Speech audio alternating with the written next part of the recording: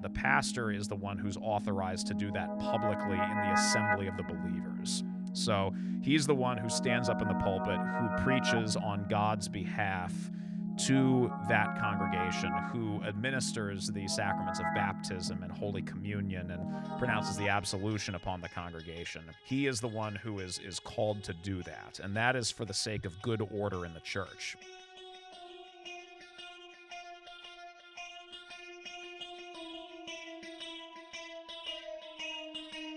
Welcome to the Bad Fruit Podcast. I am your host, Jonathan. Today, we have a special guest for this Good Fruit episode.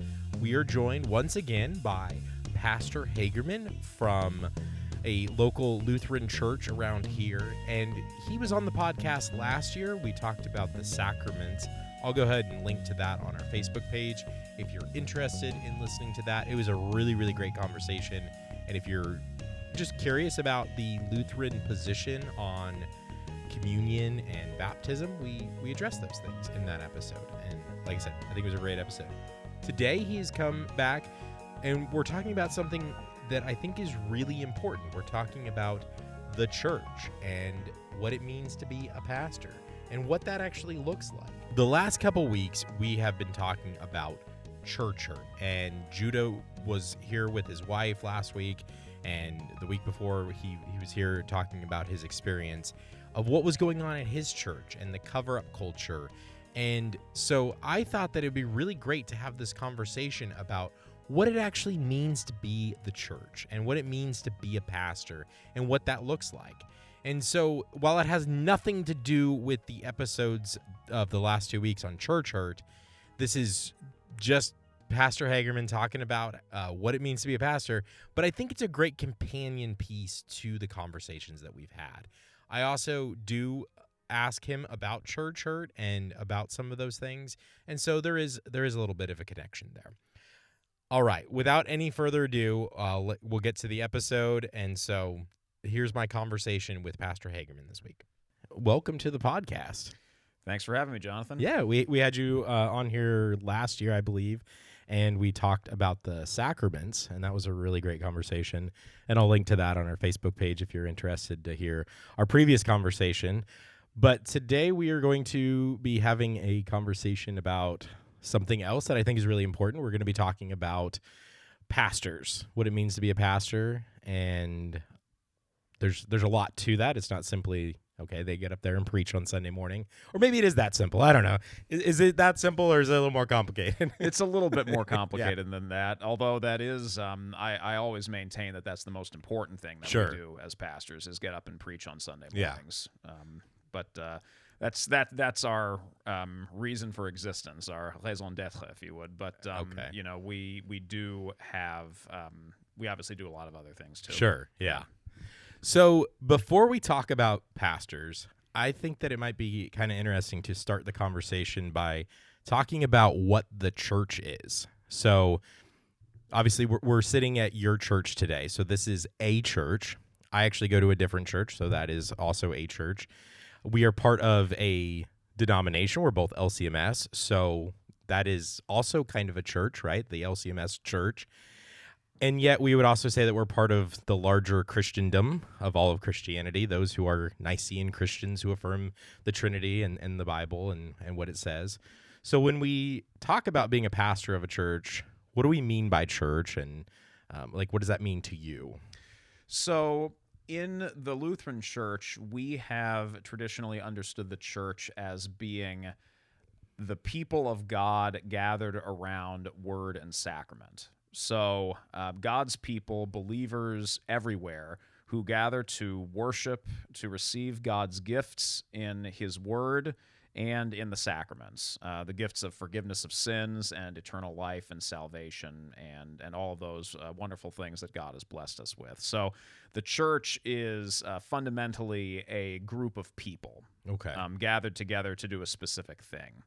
And that's the what we would consider to be the true church is that. Okay.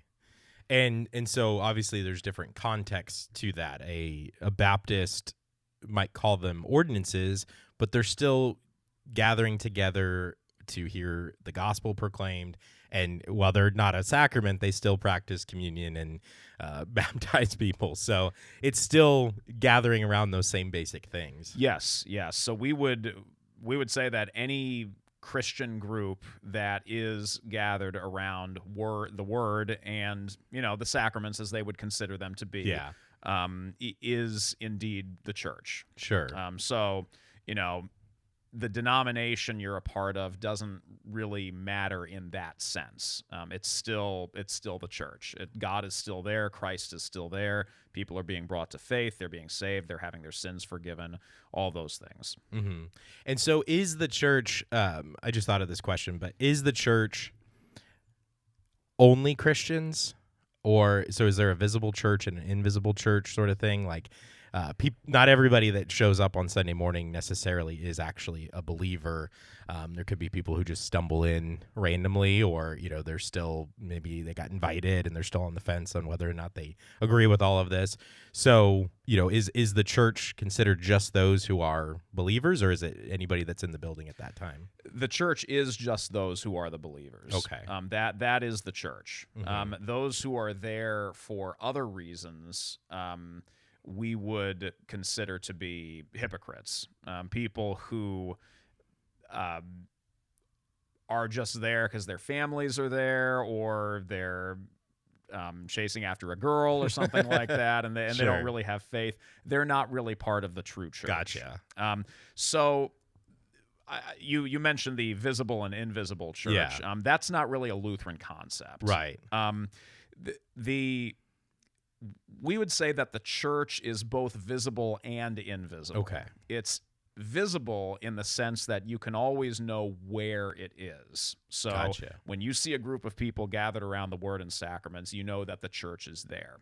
But it's also invisible in the sense that you cannot read another person's mind or see into their heart. And so you don't know for absolute certainty whether or not a particular individual in front of you is a believer or a Christian. You can make very educated guesses. Sure. And it's not even a guess. I mean, Right. you'll know them by their fruit, right? I mean, that's how it goes. But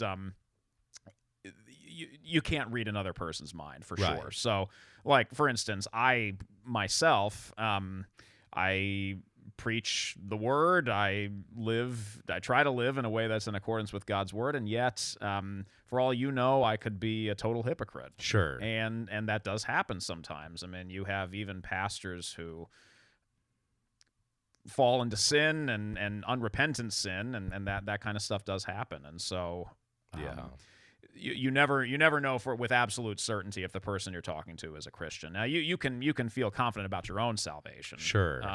And you can certainly feel confident about other people's with a high degree of confidence based on how they, what they say and what they do. But so in that sense, the church is invisible, but it is visible in the sense that we can always see where it is because it's God's people gathered around word and sacrament. No, and that I know that's not necessarily a Lutheran distinction, but it is something that certain groups use, and so they'll sometimes say like some of the other denominations that baptize infants will say that brings them into the visible church, but not necessarily into the invisible church, and so like until they make their public profession later on, kind of thing. Whereas we would say there's just the church. There's those that are believers, and it's visible. And like you said, we don't necessarily know the heart of somebody. But, this podcast is called the Bad Fruit Podcast because we look a lot of times at bad fruit in the church, but this is a good fruit episode where we're looking at good stuff. And the passage that we get this from is talking about how we'll know them by their fruit.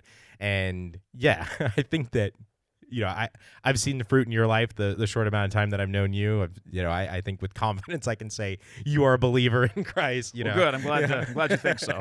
So, what are your thoughts on the idea of like parachurch ministries or a podcast run by a Lutheran? And sometimes so before we get into kind of preaching, what do those things have to do with the church? Are they different? Some people will be like, I don't go to a church, but I'm participating in this ministry, or I listen to this podcast, and so kind of a segue into the pastor thing. Just talk about that. Yeah, so I think parachurch ministries and podcasts and things like that can be really helpful. I wouldn't be on this one if I didn't Sure, think so. yeah.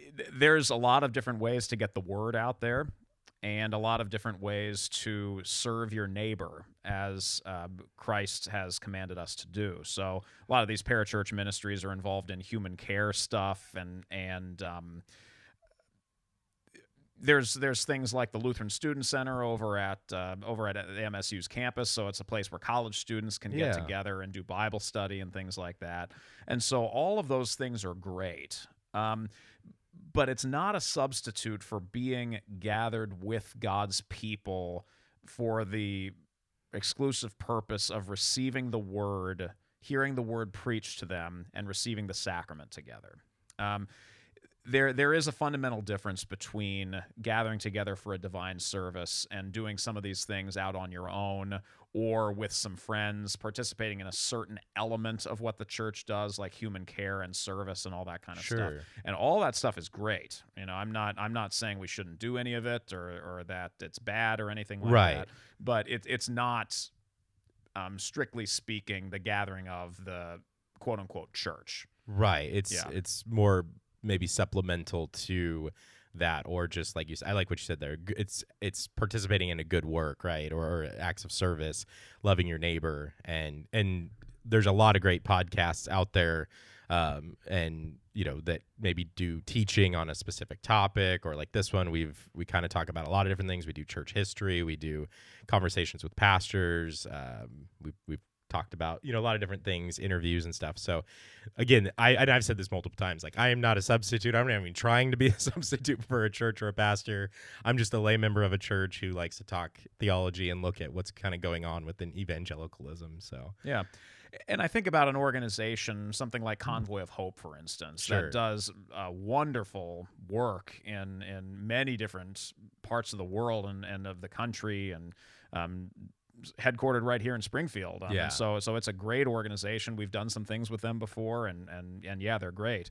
But if you're just working for Convoy of Hope and maybe doing some devotions with them, I don't know what kind of spiritual practices Sure. they have, but that's not the same thing as being part of a local church and having a pastor and all that. So I would hope that people who work for an organization like Convoy of Hope or some of these other places would also be a part of a local church and have their own pastor and do all of those kinds of things. Right. So, and that naturally brings us to the conversation of pastor, because we talked about what the church is, and now the church has a pastor. And so you when you attend a local church, you are under that pastor's care.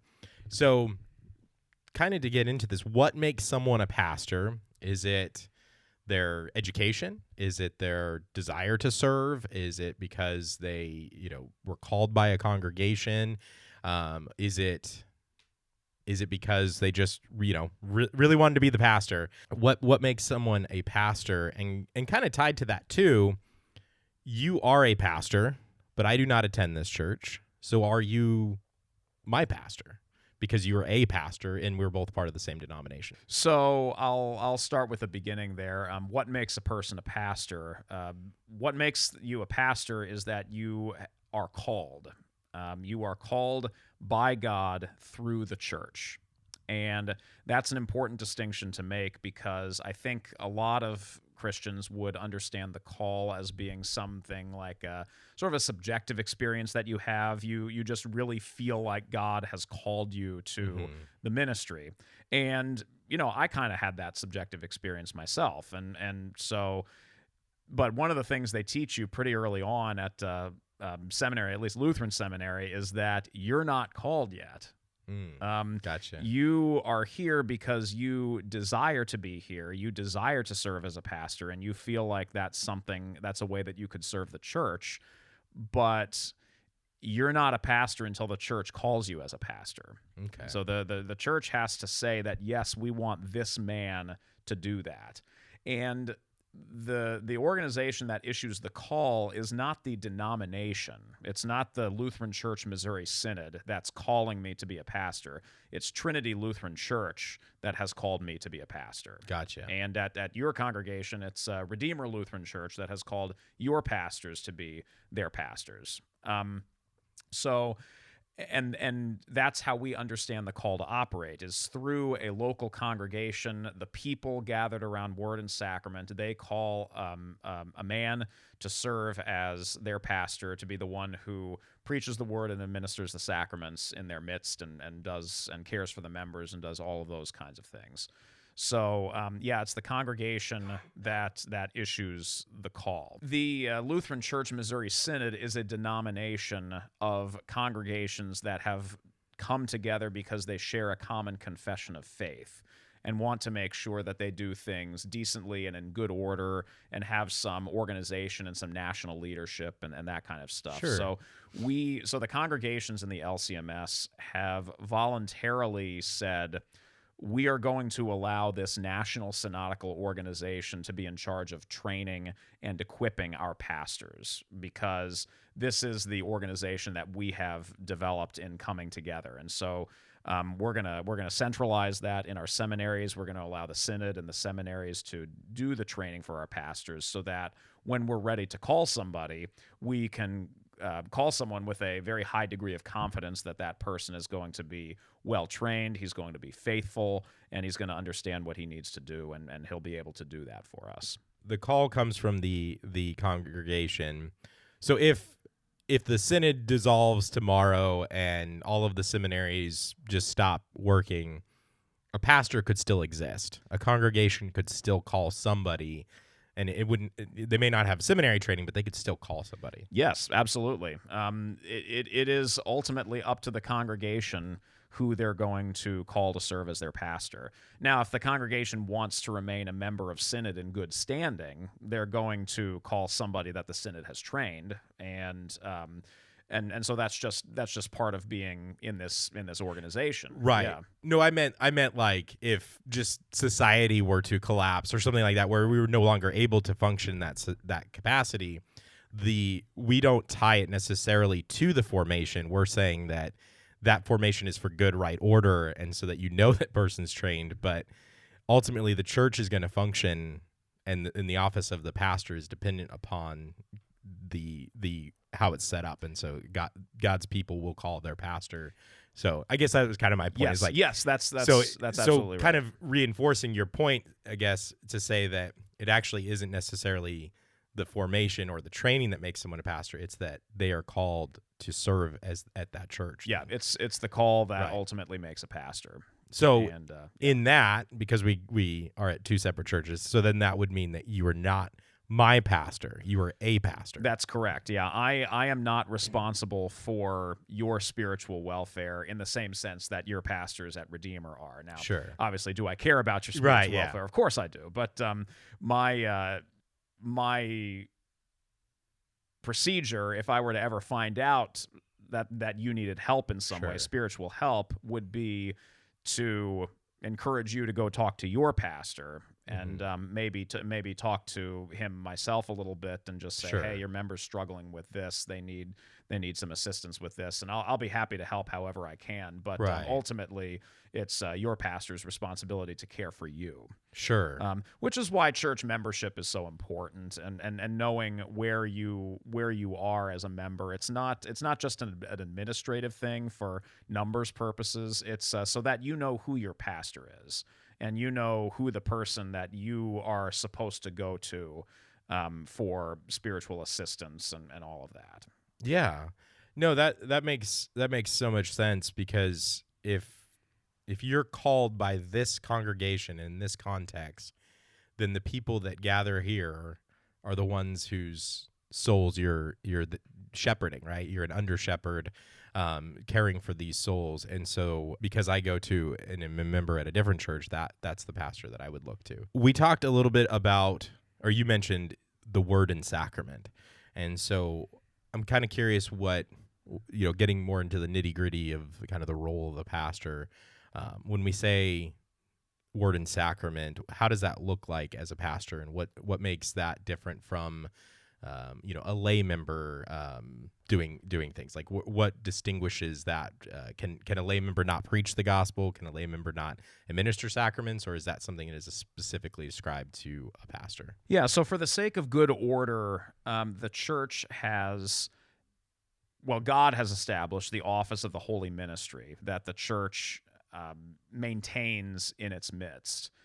And so the fact that we have pastors who are specifically called to preach the gospel and administer the sacraments in a particular context does not prevent lay Christians from going out and proclaiming the gospel in all of their various vocations. So all of us have vocations that we're called to. We're all members of families. We're all friends of people. We all work in different places. We might be students somewhere. We're all citizens of this country and our communities. So we go and proclaim the gospel in those particular places that God has called us to in our vocations. Sure. We tell people about Jesus. We love our neighbor as ourselves, and so in word and in deed we show the love of Christ to other people. So the fact that we have pastors does not prevent lay members of the church from doing that at all. Sure. The difference between a pastor and a lay person is that the pastor is the one who's authorized to do that publicly in the assembly of the believers. Okay. So he's the one who stands up in the pulpit, who preaches on God's behalf to that congregation, who administers the sacraments of baptism and Holy Communion and pronounces the absolution upon the congregation. He is the one who is called to do that, and that is for the sake of good order in the church, because if you didn't have a central authority or a central figure leading the people in their worship and the divine service, I mean, it kind of turns chaotic, right? I mean, Sure. it's not the good order that God wants to see in the church. And so that's why the church calls particular individuals to serve in that capacity. Yeah. And when we talk about word and sacrament, we obviously talked about the sacraments last time we got together, but that is communion and baptism. Those are things that the pastor then administers, right? Right. Yeah. So, and the pastor is not the only person who can administer the sacraments. Ordinarily, he's the only person who should administer the sacraments. But especially with baptism, if you have a case where there is an emergency situation, you have a baby born with some health problems, and a pastor may not be able to get there in time to baptize it, or if you've got somebody who comes to faith on their deathbed and wants to be baptized, and yet the pastor's not there, you can do an emergency baptism, we call that. Sure. and any lay Christian is able to do an emergency baptism. Yeah. We typically don't allow lay members to administer Holy Communion because there's really no such thing as emergency communion. Sure. God continues to bless us with the word of the gospel, and he's kept us in the faith, and communion is something that we do regularly to strengthen our faith. But ultimately, if you're desiring communion, that means you're already a confirmed member of the church. You've already been instructed in the faith, and if you were to die right then, it's not going to be a huge Sure. issue that you didn't receive communion right before you died. And communion is it's kind of in the name there, right? Communal sort of thing, whereas baptism is not necessarily a corporate thing. Now, obviously, we do baptisms during corporate worship, but it isn't necessarily exclusive to the corporate setting, whereas communion seems to be tied towards to the actual like corporate worship. Yeah, usually that's the case, although we do go and commune shut-ins in their homes. Sure. Yeah, so that's one area where it's a bit more individual. But I think the point I was making is that it's just not there's not an emergency that requires somebody to receive communion right then. So, Gotcha. Yeah. And so that's why we typically don't allow lay members to administer Holy Communion. And we typically don't do that with baptism either, except in emergency situations. Yeah. No, that makes sense. And yeah, that's a good point too. I guess we were making sort of two separate points, but my mind went one way and yours was going the other, but I think they're both valid. So Right. yeah. And then the word part of word and sacrament. And so is that just that pastors just magically have a really great way of pulling stuff out of the Bible and conveying it in a meaningful way, or what do we mean by the word part of that? Well, it's not magic, but it does involve years of study, right? Sure. Years of training and study, and in biblical hermeneutics and homiletics, sermon craft, that kind of stuff. We have training that most lay members do not have, and so that's why the church calls us as pastors to be the main preachers of the word in the congregation, to be the ones who stand up in the pulpit on Sunday mornings and preach to the assembly gathered. And that's not to say that true things spoken by lay teachers are not valid as a ministry of the word, but that flows from the divinely ordained ministry of the word. So any lay teacher that's here who's teaching Sunday school or adult Bible class or anything like that is ultimately flowing from my authority as the pastor, and my call to make sure that the word is preached and the sacraments are administered. So, basically, if I've got a lay Sunday school teacher who's teaching heresy, ultimately it's on me. Gotcha. For not making sure that's not happening. No, that's yeah, absolutely. And that kind of goes to that idea of sort of caring for the souls of people, and there's some passages that are kind of harsh, right? That say like, not many of you should desire this. You'll be judged greater. So what are your thoughts on some of those passages as a pastor? Just about you're talking about like the greater responsibility Yeah. that a pastor has. Yeah, I mean, you do think about that. Every time you write a sermon or go up to preach a sermon, it's you do get the sense that I'm doing something really important here that's going to be significant for the salvation of people's souls. And if I mess this up, it could do real spiritual damage to somebody, and I could be held to account for that. And so you do think about that sometimes. I mean, you think about the kind of the awesome responsibility that God has given you. But it's very much worth doing. There's great joy and fulfillment in it as well. Sure, absolutely. And that kind of goes to, and I'd like for you to maybe talk a little bit about this, but one thing that I kind of like about Lutheran pastors is you wear the collar.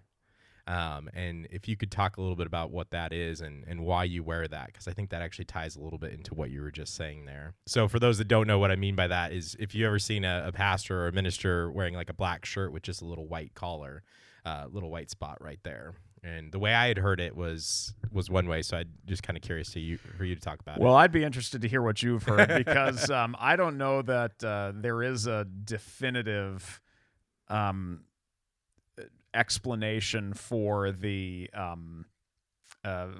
for what the clerical collar looks like. At least I've always just seen it as a distinctive uniform, right? Okay. As something that very much marks you as a clergyman. Like if everybody sees you in a clerical collar, they know instantly who you are. So how I had heard it is that it's a black shirt representing the fact that you're a sinful person, part of creation and everything, and then the collar is white because from your throat you're proclaiming the gospel. Yeah, that's how I had heard it. I've heard that as well, but then you get into things like the full neckband collar that goes all the way around, that a lot of pastors wear, that I've occasionally worn. You've got some that it's a full neckband, but it only sticks a little bit up around the the black. So I don't actually know Okay. the the full explanation for why the clerical collar looks like that. And if you actually go in Europe, clergy uniforms look different. Okay. They've got they wear black, but they've got these kind of white little stripes coming down, and it's also around their throat as well. So Sure. there might be some truth to that as well. But it does look different over in Europe than what we wear here. So, Okay. Well, we can maybe scratch that point for my. Well, I you know, don't know that I don't know that we should scratch the point. I think it may very well be true. Sure, I just haven't done a whole lot of research on it. That's just what my pastor told yeah. me, so I'll bring it up with him. you Well, know? I just know that people like lay members will say, "Gosh, that must be difficult to put on," and I'll say, "Well, it's actually a lot easier to put on than a tie. You just put a I'd much rather wear a clerical shirt than a tie, frankly." Sure. So yeah. And like you said, it distinguishes you, especially if you're, maybe out in the community or visiting somebody. It's like, well, and I've had people come up to me just because I'm wearing it, Yeah. and engage me in conversation, and so it is helpful to wear that out there Yeah. because then people see you and they know who you are. They think that at least there's the potential that you're some kind of spiritual authority, and Sure.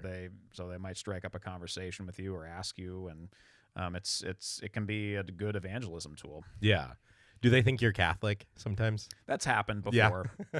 But I just tell them I'm Lutheran and show Sure. them my wedding ring. So Yeah. You're like, nope, I'm married. yeah. That's funny. Yeah. And I know it's not just Catholics and Lutherans.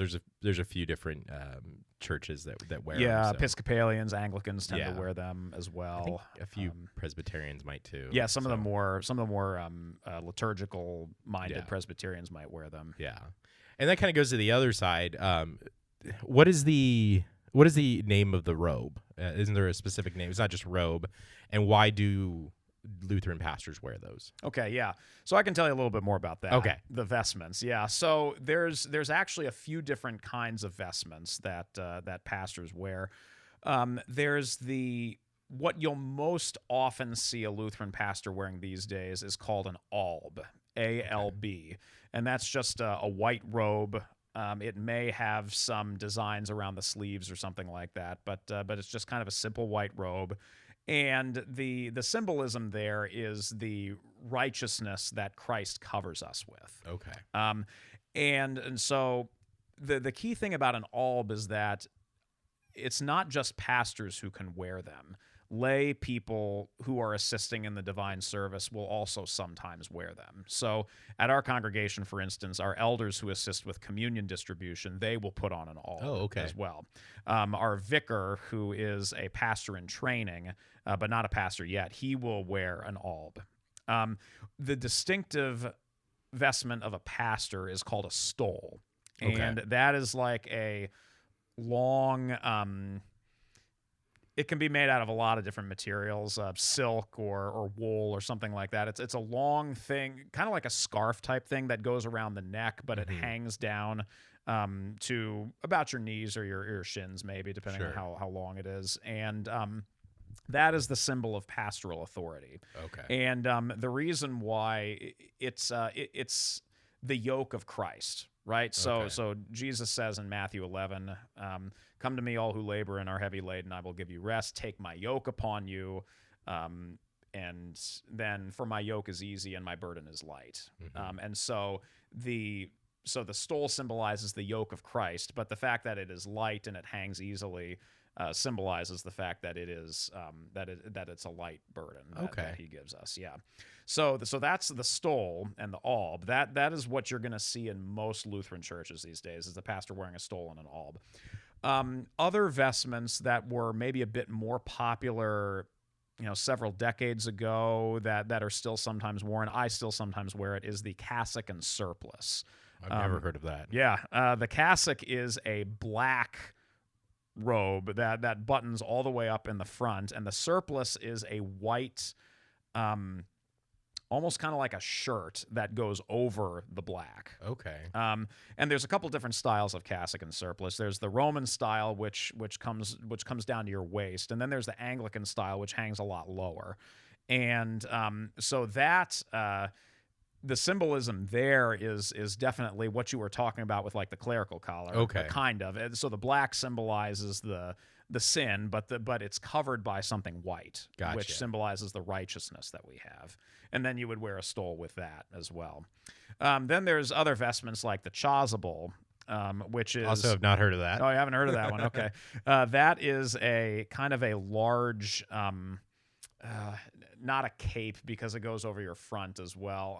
It's like a large, I don't know, piece of fabric with a head hole. That like you a poncho almost. Yeah. Okay. That's actually a good way to put it. Yeah.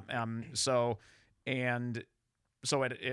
it hangs over your front and over your back, and it's the traditional vestment that pastors who are the presiding minister in the divine service wear. So if you are the one who is consecrating the elements for communion, you would traditionally wear a chasuble.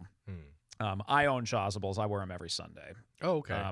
But for non-communion Sundays, I don't wear a chasuble. I just wear a stole. Gotcha. Well, actually, I'm sorry. We don't have non-communion Sundays at Trinity. For non-communion services at Trinity. Gotcha. So like weekday services, funerals, weddings, stuff like that. Yeah. And there's other things too, like the dalmatic, which is something that the assisting minister would wear at a divine service. That's even rarer than the chasuble. You don't see that all that often. But some of these things are really starting to come back, especially with the younger generation of pastors. Yeah. No, that's really interesting because, yeah, I knew the collar and the alb and the stole, but I didn't know about the some of those other ones. So yeah, that's liturgy 201. Gotcha. Yeah. Yep. I guess I'm new enough still with this whole Lutheran thing. I haven't seen the 201 yet. When we're done recording, I'll show you my vestments. No, that'd be cool. Now you mentioned something. You mentioned a word that is not usually used, at least not in the context that I grew up in more Baptist and Reformed Baptist world. But you mentioned the word vicar, and so we are talking about pastors. We have typically like in a Baptist church, you might have your senior pastor, and then you'll have your associate pastors, kind of helper pastors, or maybe elders that assist and preach when the pastor's not there. And so is a vicar just another word for sort of an associate pastor, or do we have a specific? What is a vicar exactly? Yeah, so just for those who don't know. Sure, yeah. So that the term vicar is used in different ways in different churches. I think in the like the Episcopalian church, I think they use the term vicar to describe like an assistant pastor. Yeah. In the Lutheran church, a vicar is a student at the seminary who is on his vicarage. And so what that means is that seminary, at least in the Lutheran Church Missouri Synod, is a 4-year process. You spend your first 2 years at the seminary doing classes and things like that. Your third year, you go out for your vicarage. So you spend a calendar year at a congregation somewhere, usually in the United States, but there are some foreign vicarages as well. And you just spend time doing pastoral things. You preach, you lead liturgy, you teach Bible classes, you visit people in the hospital, you help with funerals and weddings, you go to meetings and learn about administration, that kind of stuff. It's basically a learning year. And so then after your vicarage is done, you go back to the seminary for your 4th year of study. And there you're kind of looking at stuff in the context of what you learned on your vicarage, and your classes become a lot more meaningful because you've got real world experience now. And so it's really a great system. Sure. And so I did my vicarage at a church in Peoria, Arizona, which is in the Phoenix area. Mm-hmm. So got to go to a place that normally I probably wouldn't have gone to a whole lot if I hadn't done vicarage there. And so it was a good experience, seeing a different culture, different city, that kind of stuff. But then when I was called, I ended up here in Springfield. Gotcha. So vicars within the Lutheran, at least our LCMS context, are basically just those who are in their 3rd year of seminary, or maybe a few other random like situations. I know we have like a couple other ways where somebody might be a vicar for a while, like a S&P or something. Yeah. Sometimes, so residential seminary, it's typically your 3rd year. Yeah. Sometimes if you're a guy who's got kids and you don't want to move a whole bunch, sometimes they'll defer your vicarage to the 4th year. Sure. And that's perfectly fine too. Yeah. the way I think the normal way of doing it, coming back for your fourth year, is really a valuable thing, though, Gotcha. and I really appreciated being able to do that. So you've mentioned this word a couple times while we're talking about pastor, men. So you've said men a few times. You're like, men who are called, men who serve in this. And so obviously I know the answer to this, but within the LCMS, we don't ordain women. Why not? And why is the office of administering the word and sacrament exclusive to men? Yeah, so that's a complicated question, and it will require us to go all the way back to the beginning. Okay. To Genesis 1 and 2 and how God created Adam and Eve. The church has traditionally understood. This is called the order of creation. The church has traditionally understood men to have headship in the world. And especially in the family and especially in the church. And so, as Paul says in Ephesians 5, the husband is the head of the wife, just as Christ is the head of the church. And he is referring, and whenever in the New Testament they talk about gender roles and gender relations, they always go back to the beginning where God created Adam first. He created Eve out of Adam's side. Adam names Eve, and God gives Adam the authority to be the leader in the household. And part of the fall into sin was the fact that, well, the serpent goes to Eve rather than to Adam, so he's immediately undermining the order of creation that God has made. But of course, Adam's just standing there the whole time, right? And he's just letting it happen. Sure. And so Eve makes the mistake of kind of going above her husband's authority, and Adam makes the mistake of not asserting his authority in that situation. And Adam actually kind of gets the blame, right? Because right. through one man entered sin, right? Yeah, Adam gets the blame because he was the one who was in charge. He had the responsibility. And so of course Eve gets the blame as well. Right. But I mean, ultimately, most of the time when the New Testament especially talks about the sin of Adam and Eve, it's usually just Adam is talking about. And there are a couple of exceptions, but for the most part, it's just Adam. And so because he was the head of his wife, and he was supposed to have authority over her. And so, and of course, modern feminism sees that, and they see just this awful oppressive system and all that, and that's not what it's meant to be. I mean, it's meant to be a harmonious leader helper kind of relationship, and it says wives submit to your husbands in Ephesians 5, but it also says husbands love your wives. And so when the wife is submitting and the husband is loving, it's a very good relationship. And of course sin ruins that. But sure. So that's the basic context that undergirds everything that the New Testament says about gender roles, not only in the family but also in the church, especially. And so Paul says things like, I don't permit a woman to have authority over a man, or women should not speak or teach in the church. Well, that's all going back to Genesis 1 and 2 and the order of creation. This isn't just a arbitrary thing that God said, all right, we're going to have pastors, but I'm going to throw the dart at the dartboard, and if it lands on men, then men are going to do it. If it lands on women, women are going to do it. No, it is consistent with how the scriptures understand the relationship between men and women and the different vocations that God has given to each of them. And so this is why we don't ordain women in the LCMS, and the church for almost all of its history did not ordain women. Right. And that's because of this head-helper relationship that God ordained from the very beginning. So does that help? Does that answer your question? And I have a couple follow-ups to that. So he says that he doesn't permit a woman to speak or to teach. Now, are we saying there that women have no place in church? Are we saying that they can never teach, that they must always be silent in the church? They can't be part of choir or, do reading on a special Sunday or something like that? Like, where do we say that Paul was saying that they must, literally be completely silent? Yeah, so in the LCMS, we've understood those passages to be referring to the distinctive things that pastors do. Okay. So the actual the things that a pastor is called to do that the lay members are not called to do. Mhm. So preaching in the divine service, administering the sacraments, those kinds of things. Can women assist in other ways? Sure. Okay. Can women serve as Sunday school teachers of children? Yeah, because ultimately we are all called to preach the gospel in our vocations, and lay people, women and men, both all have a role in helping to do that for the people of the congregation. Especially the children. There are times when female members might have expertise in a certain area that they are going to want to share.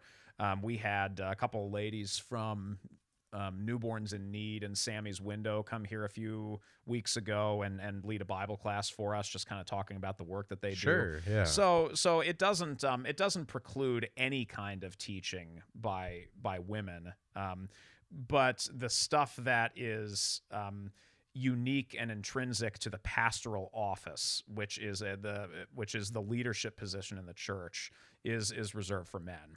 So does that lead to some gray areas? Yeah, it does. Okay. So especially about serving in the divine service and stuff like that, do we allow female lectors, people who read the lessons? Do we allow women to help distribute communion? There's different schools of thought on all of that, and I think where I draw the line is if it causes confusion. Okay. If it's something that causes confusion about what is the proper role of men and women in the church, and who are actually the leaders in the church. Yeah. And so, seeing a woman standing up, being vested in an alb, helping to distribute the sacrament, that is something that I think could cause confusion. Sure, And so so we don't do that in our congregation. I know at your congregation they do have female lectors. Not all the time, just kind of Sometimes, special yeah. Sundays, yeah. Yeah.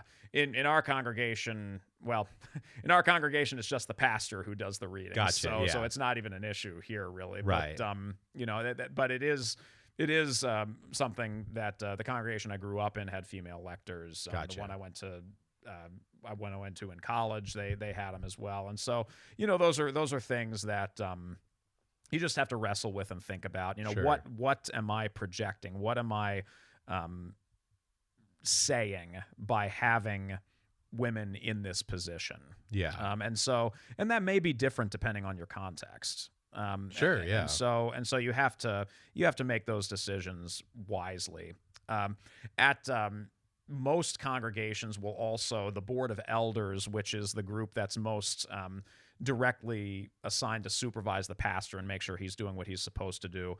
LCMS congregations are supposed to reserve that for men as well. Right. So the ones who supervise the pastors, and many others will reserve their some of their highest temporal offices for men as well. So like I think at both Trinity and Redeemer, you have only men who are president and vice president. Correct. And that kind of stuff. So, yeah. And that's how we do it here as well. Yeah, we have a board of directors and a board of elders. Elders is all men. The board of directors, the chair and vice chair have to be men. But we do have a few women who serve at different capacities within the board of directors, because it's not about spiritual leadership. It's kind of more about the and church functions. And we have that too. So Yeah. so we have a church council is what we call it. Yeah. But it's very similar. Sure. And we have a president and vice president, and they're both men. Our treasurer is a lady. She's been serving us for a long time now. Has done a wonderful job. Some of our committee chairs are women as well. So yeah, absolutely. So I do want to back up a little bit to the role of pastor, and I wanted to ask you a couple things. So we already sort of talked about preaching and the sacrament and some of those things, but we also talk about something called the office of the keys. and during Lutheran services. Well, I'll let you kind of talk a little bit about that. And I can't remember the exact wording of how it's said now for some reason off the top of my head, but you'll say something like "I in the stead of our Lord." So maybe talk a little bit about the office of the keys and absolution. Yeah, so the office of the keys is the authority that God has given to his church to forgive and not forgive sins. So the church is God's mouthpiece on earth. The church proclaims that repentant sinners who believe in Jesus Christ are forgiven for their sins, and also proclaims that unrepentant sinners who do not believe in Jesus Christ are not forgiven for their sins. Okay. And so this is described in the Lutheran Church as the office of the keys. So just as keys lock doors and open doors, so too do the keys of the kingdom lock the door and open the door to the kingdom of heaven. And so God has ordained the church to proclaim that. We get that term, the keys, from Matthew chapter 16, where Christ tells Peter and the disciples that he's going to give them the keys to the kingdom of heaven. Okay. And whatever you bind on earth will be bound in heaven. Whatever you loose on earth will be loosed in heaven. And then if you jump a couple of chapters ahead to Matthew 18, Jesus is talking about forgiving or not forgiving unrepentant brothers or sinning brothers. Mm-hmm. And he uses that term bind and loose again. Whatever you bind on earth shall be bound in heaven. Whatever you loose on earth shall be loosed in heaven. So contextually, you look at both chapters together, and it's pretty obvious that when we're talking about binding and loosing, we're talking about forgiving and not forgiving sins. Yeah. And so that's what the keys of the kingdom of heaven do, is they give the church the ability to forgive and not forgive the sins. This is the same thing in John chapter 20 when Jesus appears to his disciples after his resurrection. He breathes on them and says, "Receive the Holy Spirit. If you forgive the sins of any, they're forgiven. If you withhold forgiveness from any, it is withheld." So the church has the authority to forgive and not forgive sins.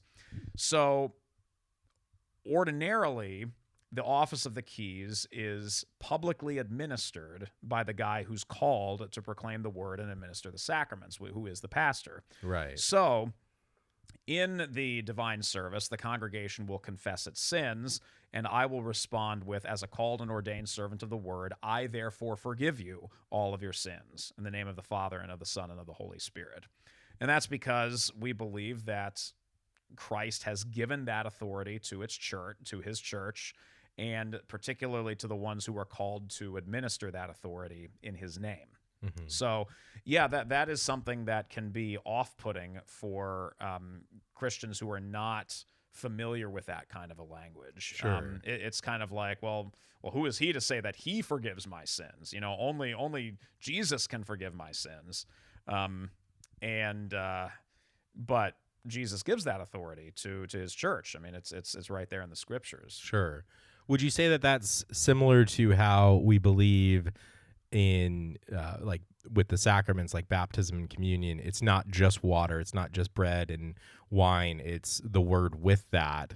And so your words, it's not just you saying words like, hey, I get to forgive you because I want to forgive you, but it's your words because of the authority behind it, because of God's word in and through you. Yes, exactly. Yeah. So I as a pastor don't have like superpowers, right? You don't? So I haven't been given some kind of intrinsic authority to send people to heaven or to hell. Sure. What I do is I proclaim the word that does that. Yeah. So it's the word that does that work, and I'm simply the mouthpiece of God. Sure. Now, do you guys do like private confession here? Yes, I know some churches do, some don't, or most of them do, I think. But. Yeah, it's always an option for people who are interested in doing that, and I would encourage private confession for people who have done something that they really feel guilty about, and they just can't get it out of their minds. They just feel like they've done something terrible. They've sinned against God. They've disappointed God, and they just can't really feel forgiven. And that's when I would say, go talk to your pastor and do private confession and absolution, because the whole point of the pastoral ministry is to forgive the sins of those who repent. Yeah. And so there's something different about hearing forgiveness from somebody who has actually heard what you yourself did and is still forgiving you anyway. Because even when we do the public confession out in the divine service, there's still room for those doubts in your minds, like, well, you don't know how bad I am. If he knew what I really did, right? If he knew what I really did and how terrible I've been, he wouldn't say that. Sure. So that's the advantage of private confession, is that you can actually name your sin in a safe place and hear Christ's forgiveness. And one of my ordination vows, actually, as a pastor, is to never divulge the sins confessed to me. Okay. So I don't do that. Yeah. So if anybody asks me about private confession and whether people have done that, the only thing I'll ever say is, a number of people have done it, and yes, they felt better afterwards. Sure. But you're not going to say who, you're not going to say what they said. Absolutely not. Yeah.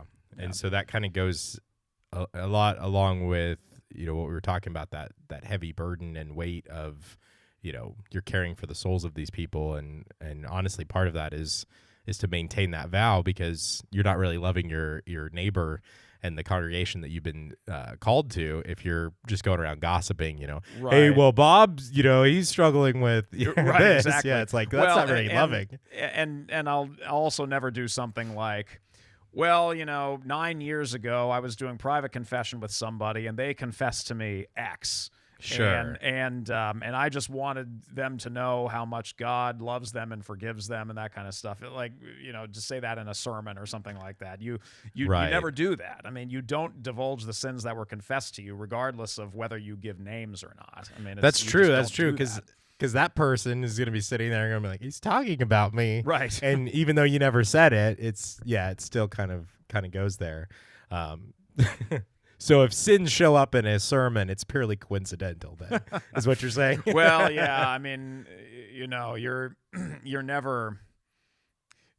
Yeah, I mean, you just don't divulge the sins confessed to you. No, I meant but if you're preaching a sermon and you're listing sins or something, or if you're if in the midst of your sermon you're and God says this about this topic, it's purely coincidental. You're not talking about somebody who confessed to you a specific thing. That's true. That's correct. So if I say something about adultery, for example, sure. and maybe somebody in the past has confessed to adultery, well, I'm not calling out that specific person. I'm just saying that this is something that you shouldn't do. Sure, yeah. And the Bible speaks to that. So obviously, you're gonna preach the whole counsel of the word at different times. So obviously, being a pastor is, at the end of the day, it's word and sacrament. It's the office of the keys. You do private confession and absolution as well as corporate, but there's also a lot of other things that you do. There's a lot of other things my pastor does over at my church. He does a lot, actually, between, Monday through Saturday. I think he takes a day off during the week. But, during the week, he's doing a lot. So maybe talk about some of the behind-the-scenes things, or just some of the things that people don't realize that pastors also do. Some things I can think off the top of my head is probably sermon prep, visiting people. You mentioned shut-ins earlier. Obviously, private confession, absolution. But there's probably also administrative things. Like what does it actually take to be a pastor, aside from, it's not just Sunday morning? Right. Yeah. So a lot of what I do on a day-to-day basis is preparation for things. So writing sermons, preparing lessons for Bible class, for confirmation class for our young people, preparing for administrative meetings about various things that are going on in the congregation that need to be addressed. We have our board of elders meets once a month. Our church council meets several times a year. We've got other committees and stuff like that are doing various work in the congregation. Our trustees, our Christian care committee that's helping people that are struggling, and our evangelism committee, board of parish education, all these kinds of things. So a lot of what I do on a day-to-day basis is prep for those, for the preaching, for the teaching, for the meetings, the administration, all of that kind of stuff. Visitation is another big thing that I'll do. So whenever we have a member in the hospital, I'll go see them there, pray with them, share a devotion from God's Word. We have homebound members who can't get to church on a regular basis, and so I'll go visit them monthly and bring communion to them. And, there's just always things that pop up. A person dies, then we prepare their funeral. That can happen at any point. Sure, yeah. I do some counseling if there's members who want to come in and talk about something that's going on with them. They'll come in and we'll talk for an hour or so, and I'll pray with them and just kind of see how I can help them there. Sure.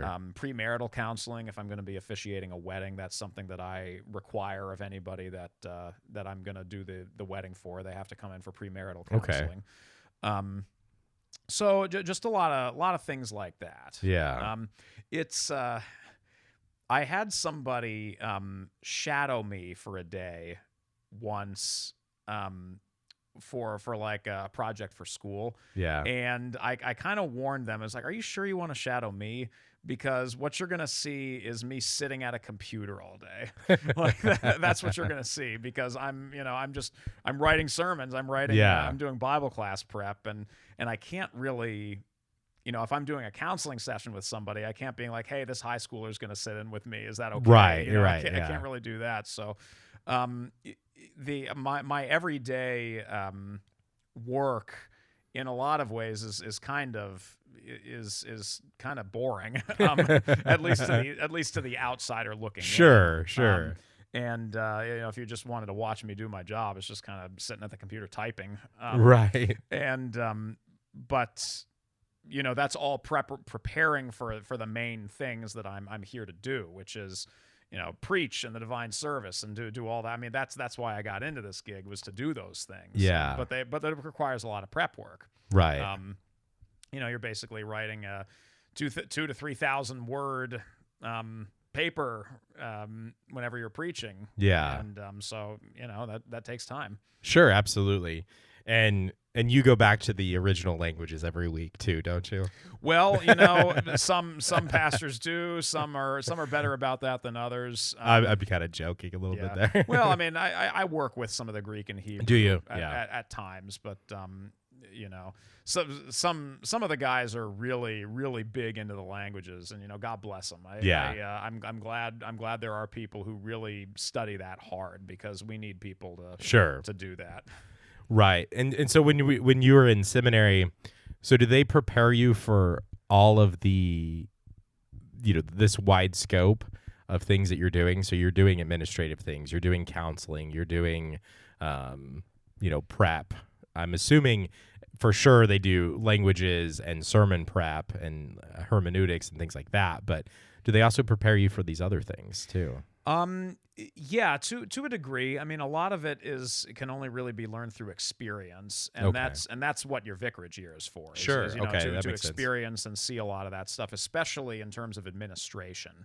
That's where you really see a lot on your vicarage that you can't really replicate in the seminary environment. Yeah. So you can write sermons at the seminary. You can preach sermons to your class. You can go out to a congregation somewhere and preach a sermon on a Sunday if they need somebody to fill in for them, but you can't really replicate the everyday, day-to-day life of a congregation. Yeah. And so that's what the vicarage year is for. But yeah, in your classes, you do a lot of things like biblical interpretation, learning the languages, systematic theology, doctrine, practical things like sermon writing, homiletics, we call that. Counseling, we do a little bit of counseling. Okay.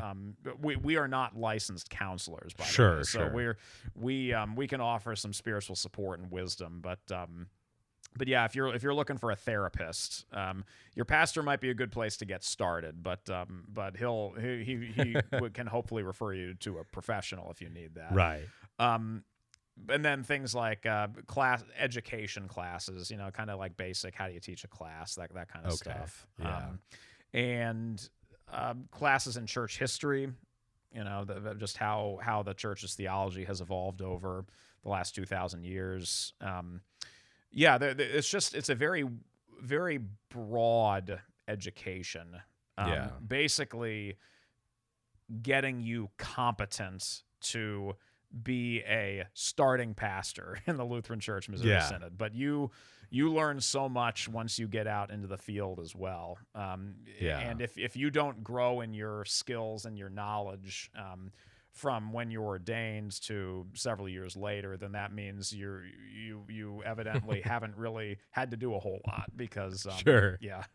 What shocked you the most about becoming a pastor? Or like, what was, when you come out of seminary, I'm assuming you were probably like, yeah, I'm going to be a pastor now, and get called to was this your first call? Or It was, yeah. Okay. Yeah, so I've been here for 14 and a half years. Okay. Yeah, almost 15 now.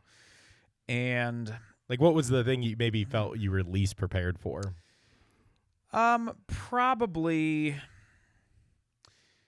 Probably, I guess, some of the administrative things, even though I was much better prepared than if I hadn't had a vicarage year. Sure. But even so, there's still things that as a vicar you're not really permitted to do. It's one thing to watch somebody do it, but to actually do it yourself is different. And Right. So that was probably the biggest learning curve is just figuring out how do I actually, do my part in running a congregation. Sure. Yeah. And I was the associate pastor when I first started here, so I was in a team ministry for 9 years before my former colleague retired. So okay. So I wasn't really the buck didn't stop with me for a lot of that time. Gotcha. But as you stay for a long time, you learn the congregation better, and you grow in your administrative abilities and skills and so I would say that I have a pretty solid grasp on that now. Sure. Yeah. Yeah. Now, what made you want to be a pastor originally? What called you into ministry, or what, how'd you feel called into ministry? People talk to you about it and be like, hey, you'd be good at this. Or did you have a desire? Not at all. There was not a single person who came up to me and told me I should be a pastor. Not a single one. I think when I told people that I was going to do it, I think everybody was like shocked. And so what led me to it was I grew up in the Lutheran Church. Okay. And so Lutheranism was all that I knew, and went off to college at William and Mary in Williamsburg, Virginia. I'm from Maryland, so that was only a few hours from where I grew up. And in Southeast Virginia, there's not a lot of Lutherans.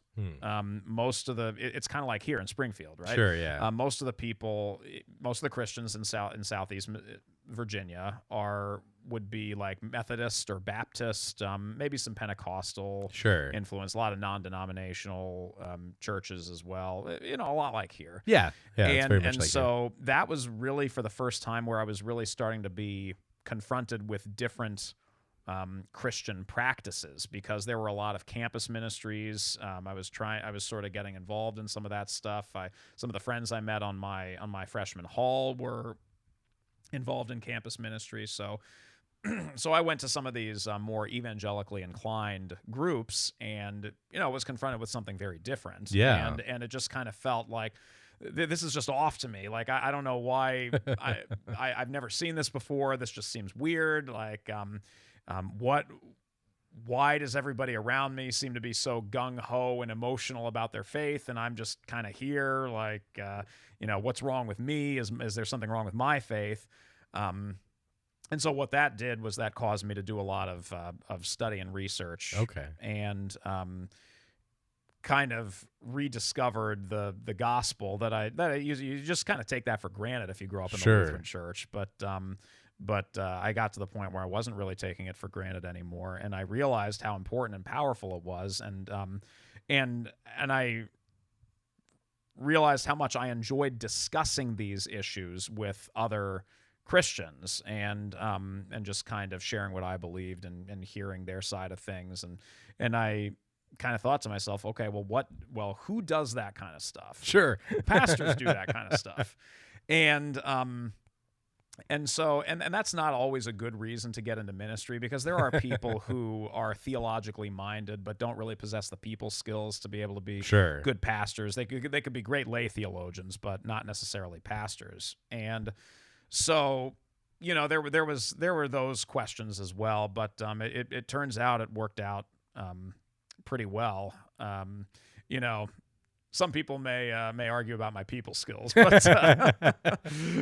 but they're at least good enough, right? Yeah. to pass, and so that's ultimately what got me into ministry. And like I said earlier, it was a real surprise to most of my family and friends, but they were all very supportive, and so I kind of made that decision about halfway through college, and I just haven't looked back, and it's just been a real blessing to me,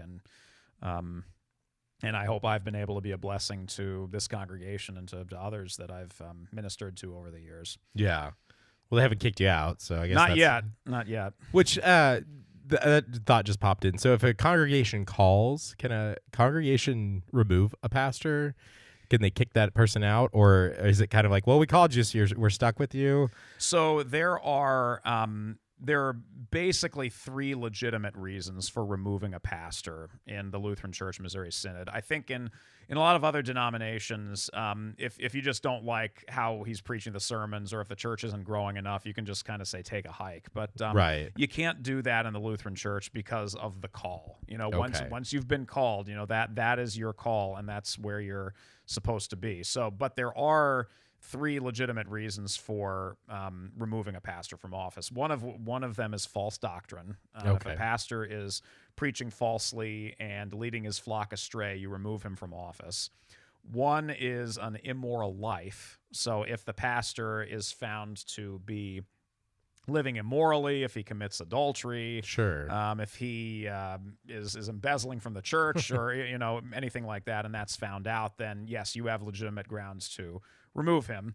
The third would be failure to do the duties of the office. Okay. So he may not be a heretic, he may not be immoral, but he might just be lazy, and he just doesn't do his job. So if shut-ins aren't getting visited, if he's not showing up on Sunday for services, Sure. those kinds of things. So in that case, yes, you can remove a pastor from office.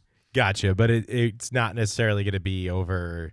Well, we called this guy and we don't like the way he looks, or his voice is weird, or right, right, yeah, you can't do that. Yeah, gotcha.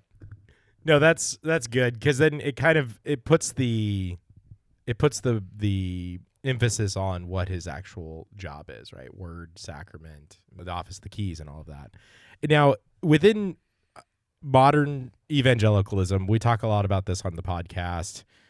The sort of non-denominational Baptist-costal kind of megachurch world is really modeling itself more and more after the business world, and the pastor is really almost like a CEO. A lot of churches, including our local megachurch, have removed elders from the entire equation. They call it a board of directors, almost like a board of trustees at like a corporation, right? So you have your the CEO, and then he has his corporate board beneath him.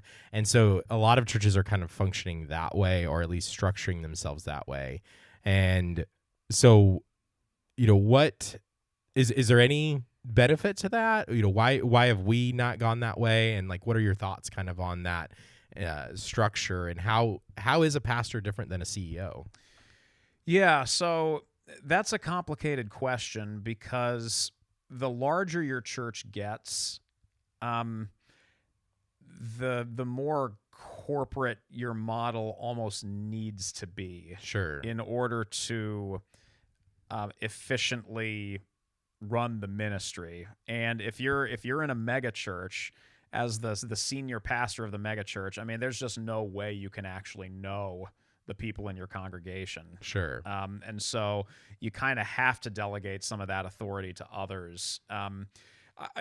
There are Lutheran churches that have embraced a model that is closer to that. Sure. Some very large churches in our synod are doing things kind of like that.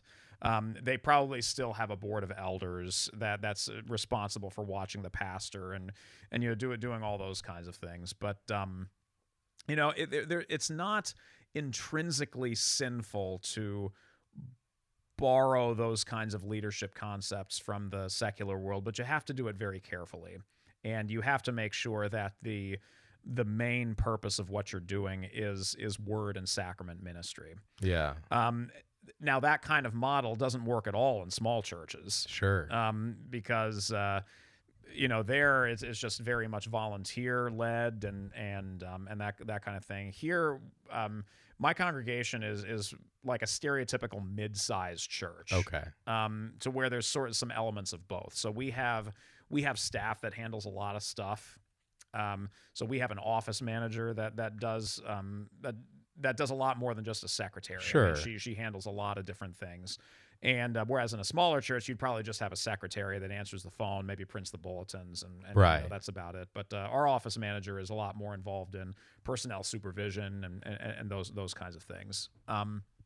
So the bigger your church gets, the more corporate the governance needs to be, which kind of raises the question, well, how big should a church get? I was about to ask that, before you decide to plant a new one, to where you can maintain that relationship between the pastor and his parishioners. Now, of course, you can have multiple pastors at a congregation. Like I said, I was in a team ministry for 9 years, and you have a team ministry at Redeemer, and I'm thinking about in the future where we might need a second pastor here, and just all of that. So yeah, but yeah, it can work depending on the context, I would say, and as long as you keep the gospel being the main thing that you're doing. Yeah, because in my mind, it does raise that question of like how big is too big with a church, and so I don't know if you're familiar with Carl Lentz, who that is. Hillsong, New York City. He was in charge of that. I've heard of Hillsong. I'm not familiar with Carl anyway, Lentz, yeah. he was the New York City pastor for Hillsong Global, and he fell because of immoral activities, affairs, different things like that, and he kind of went out of the limelight, and seems like he was working on his marriage, and good for him and everything. And it seemed like he was in a pretty good place. And then last year he did a podcast interview with someone, and he was talking about the difference between a mega church and a small church. And he's like, if you want your pastor to know your name, there's what kind of person are you? Your pastor can't possibly know your name in a mega church. And so like, sure, you like your small church, that's great, then go to a small church, but don't criticize the mega church that's doing God's work and the pastor doesn't know the name of the individuals. And so I'm not necessarily asking you to comment on Carl Lentz or any of his theology or any of those things. But that idea perhaps is, I don't think it's insane for somebody to say, I want my pastor to know my name. And especially within our context of saying we call the pastor, then it does raise that question of could you get to a place where you're just too big, and if the pastor doesn't know you, then is he really your pastor? Yeah, I would agree with you. I mean, it's and as a pastor of a church that's kind of mid-size, I want to make sure I do know all the people here, and if I can't, well, you need at least another pastor who can. Sure. You need to have somebody here, or multiple pastors can be a solution, or planting a new church can be a solution as well. So, I don't want to say I pride myself because that's sin, but I take pleasure in the fact that I know all the people at my congregation, and I know everybody's name, and I know some better than others, but sure. But everybody who is a regular worship here, I know who they are. Yeah, and so that's important, and that's why the pastor. There's just certain things the pastor can't delegate or shouldn't delegate.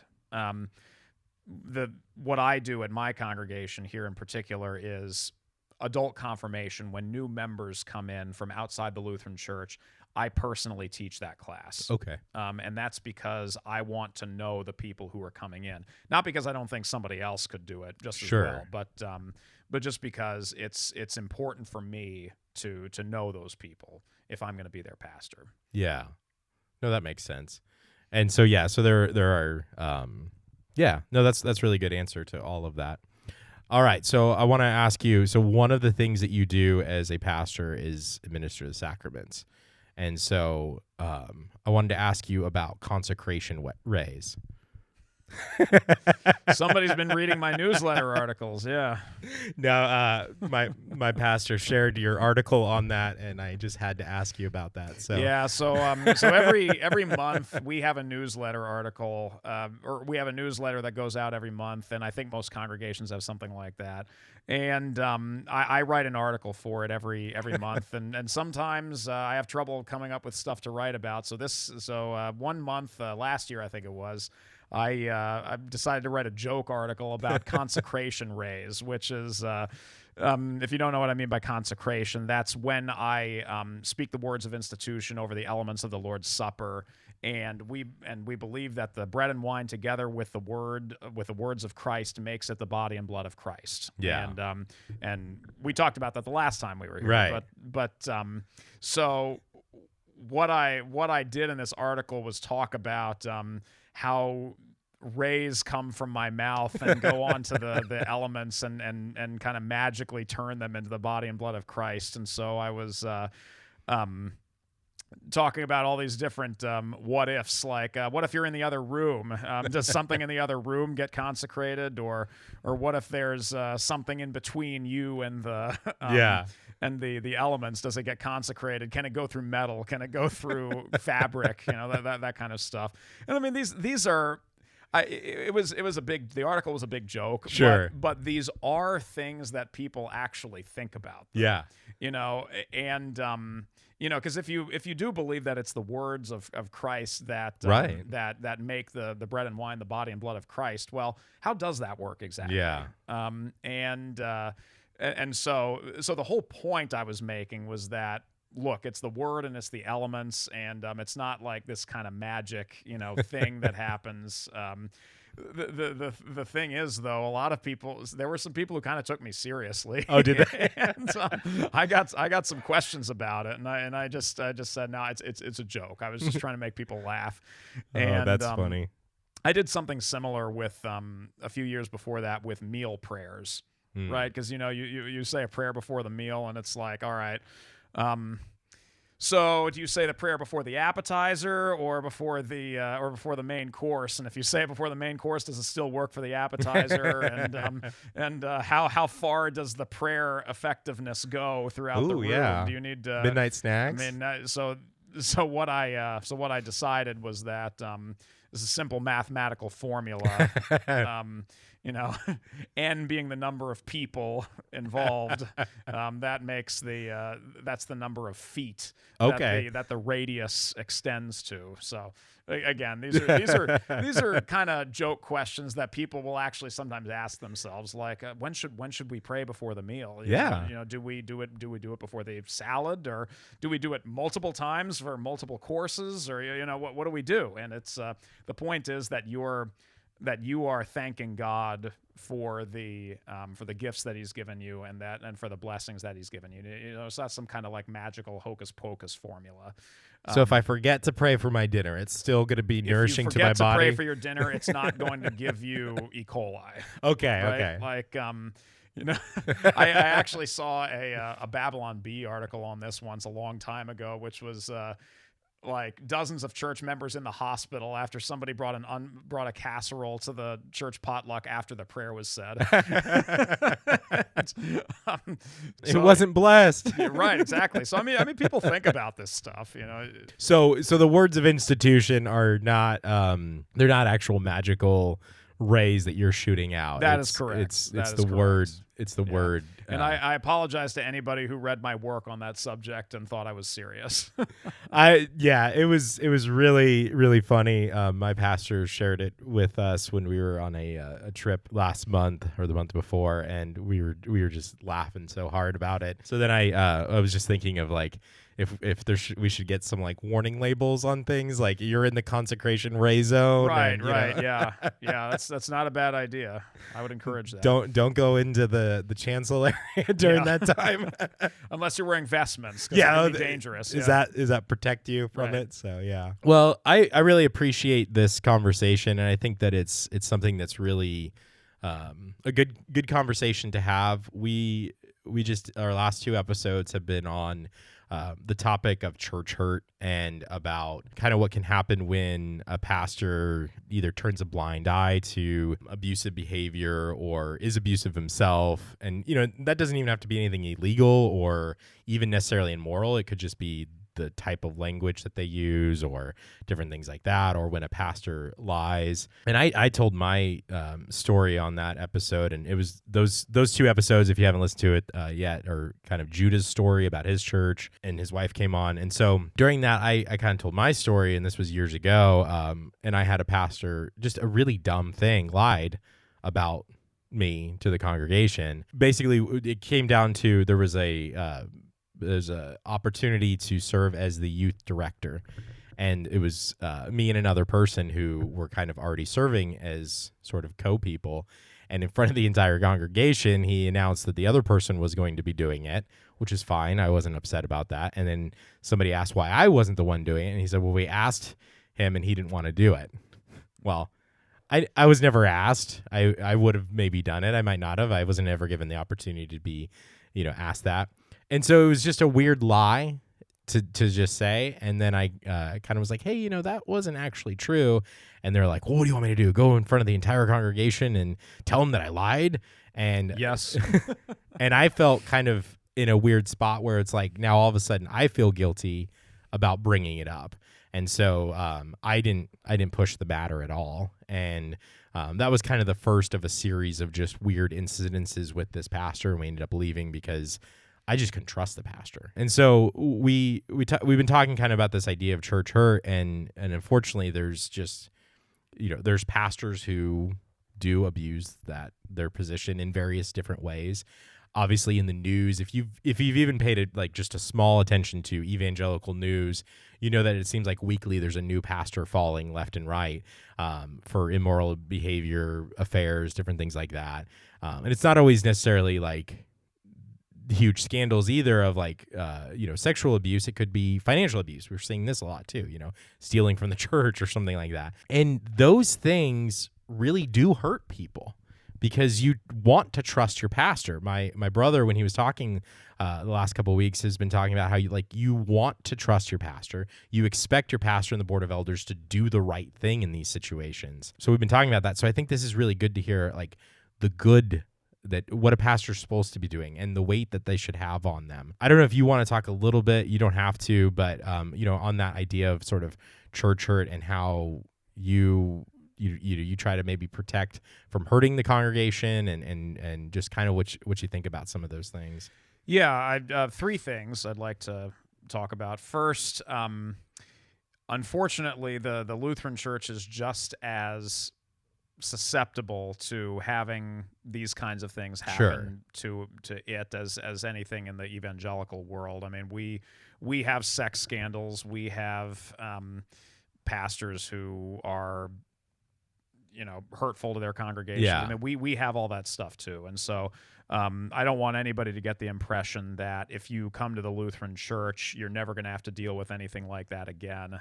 We're all still sinners, and so there are sinful guys in the ministry in the Lutheran Church as well. Yeah. And so that's one thing. Second thing is, the importance of telling the truth is really, I mean, it cannot be overstated. Sure, yeah. Even when it makes you as the pastor look bad, to tell the truth, like you made a mistake or something like that, and you have to fess it up. People will trust you a lot more, I've found, that if you admit to your failings than if you don't have any obvious failings. Sure.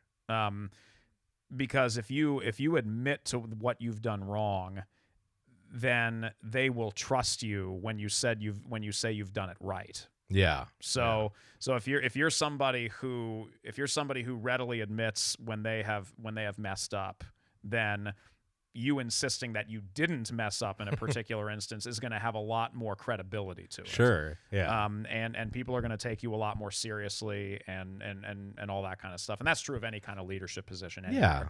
Yeah. But I think it's especially true in the ministry. And then finally, the power of an apology is very high. Yeah. I learned this on my vicarage actually. When I said I made kind of an offhand comment to a lady who complimented one of my sermons, and I didn't think it was that good of a sermon. And so she said, "I really appreciated that sermon," and I was like, "Yeah, I didn't really think it was that good." Yeah. Stupid thing to do. But then I heard later from her sister that she was really hurt that I did that. Oh. And so. Yeah. So what I did was as soon as I had the opportunity, I went up to her and I said, "Hey, I'm really sorry that I said that. I didn't mean to hurt your feelings. I'm glad that you got something out of that." Yeah. And so she just said, "Well, thank you. I appreciate that. And just remember that people." What you say can be really meaningful to people, and if you kind of rain on that, it can really be hurtful. So I found out later from the sister who had originally told me about this that she said the one I had apologized to came up to her and she said, "I've never had a pastor apologize to me like that before." Oh, wow. Yeah. And that, hearing that made me kind of like think about two things. One, well, that's bad. Right. Yeah. Pastors should apologize and admit their faults. And number two, it makes a big impact when pastors do that. Yeah. When anybody in leadership does that or anything like that. So, Sure. Church, I think a lot of church hurt could be ameliorated by a simple admission of guilt and an apology. Yeah. And if the sin was public, the apology should be public.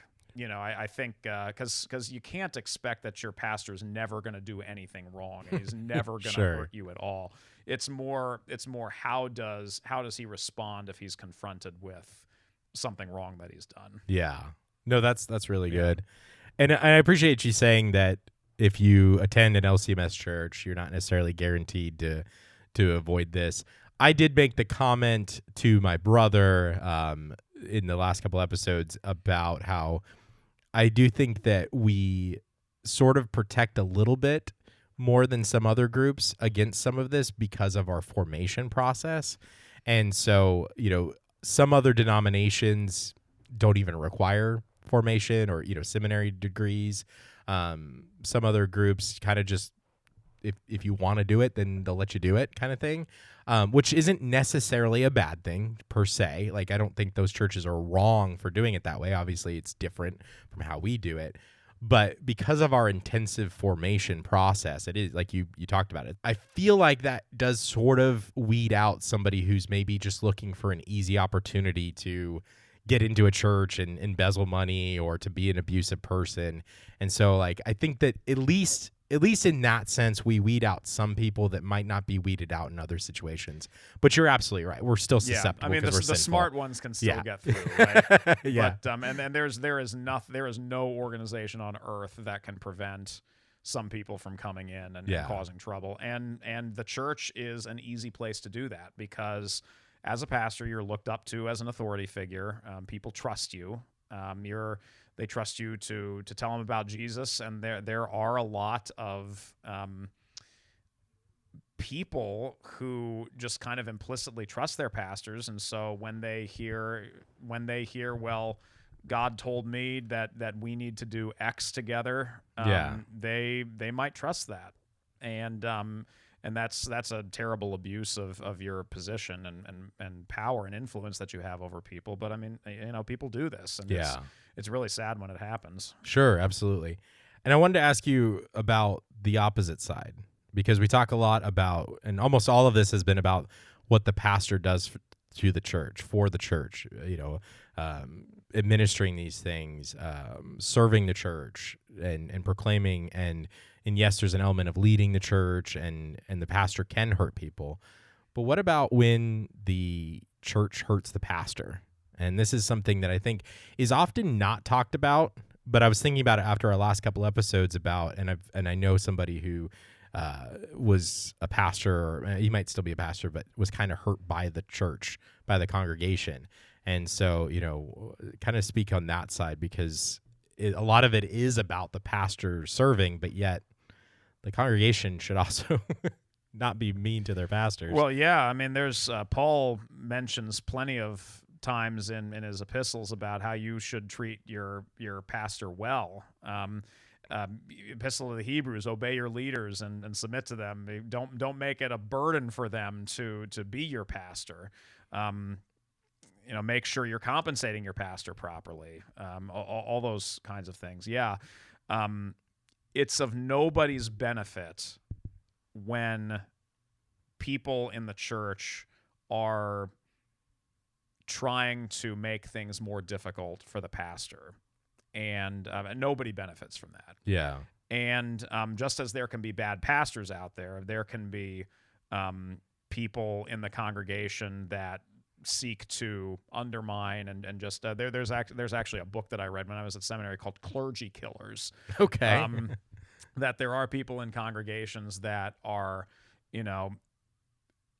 either actively trying or can be kind of triggered to go after the pastor and cause problems for him. Yeah. And so the way to prevent stuff like that is to have lay leadership that is very cognizant of the work of the pastor and the burden that he sometimes goes through, and is protective of him. Yeah. Because he's not going to be able to protect himself from everything. And there are, unfortunately, a lot of stories of pastors who get burned out because congregations, don't treat them well and all that. And so it's important to the lay leadership plays a big role in this. Yeah. And I think this is where it gets to a really interesting fine line, because what we see so much going on in modern evangelicalism right now, and I'm kind of using that in a broad sense of just all of sort of your mega churches and Baptist-costal, non-denominational, that whole world. You kind of know what I'm saying when I say this, but what we're seeing with a lot of these abusive situations is they may not call it a board of elders, but it may be a board of directors, whatever, executive board.